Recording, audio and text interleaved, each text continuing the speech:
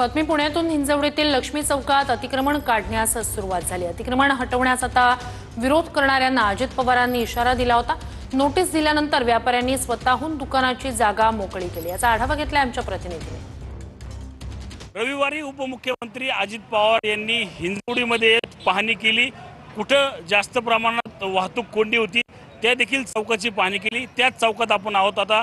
हिंजवडीमधील लक्ष्मी चौकामध्ये आज पीएमआरडी कडून जे आहे ते आता कारवाई होणार आहे। त्याआधी आपण पाहिलं तर व्यापाऱ्यांकडून जे आहे ते स्वतःच्या दुकानातील साहित्य जे आहे ते आता स्वतःहून काढून घेण्याची जे आहे ते या ठिकाणी सुरुवात केलेली आपल्याला एकूणच पाहायला मिळते। आपण पाहू शकतो की उपमुख्यमंत्री अजित पवार यांनी अतिक्रमणाला कारवाईला जे आडवे येतील त्यांना उचला, त्यांच्यावर 353 म्हणजे सरकारी कामात अडथळा करण्याचे गुन्हे दाखल करा असे आदेश दिल्यानंतर पीएमआरडी कडून जे आहे ती या ठिकाणी आता कारवाईचे नोटीस जी आहे ती या संपूर्ण व्यापाऱ्यांना या ठिकाणी दिली होती।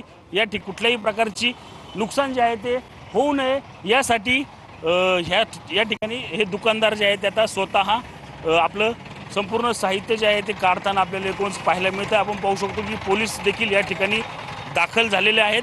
कॅमेरामॅन नागेश सह मी रणजित जाधव, TV9 मराठी, हिंजवडी, पुणे।